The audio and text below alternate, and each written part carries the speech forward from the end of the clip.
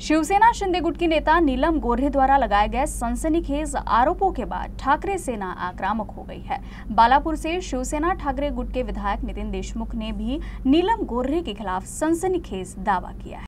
2-2.5 वर्षापूर्वी अकोला महानगरपालिकेच्या भ्रष्टाचाराच्या संदर्भात विधान परिषदचे स्थानिक आमदारांनी विधान परिषदेमध्ये अकोला महानगरपालिकेच्या भ्रष्टाचाराच्या संदर्भात लक्षवेधी प्रश्न वारंवार त्या ठिकाणी लावले।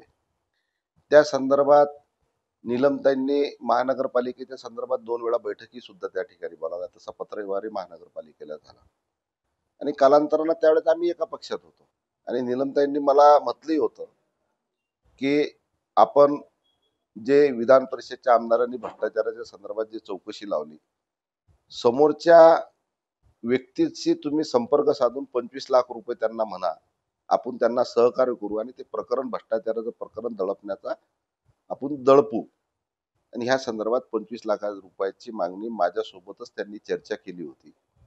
परंतु मी त्यांना त्यावेळेस नकार दिला की बा मी असं काम करत नाही, असं कृत्य करत नाही। मी ह्या संदर्भात त्यांना नकार दिला। नंतर नीलमताईंनी त्या संदर्भात काय केलं काय नाही केलं याची मला माहिती नाही।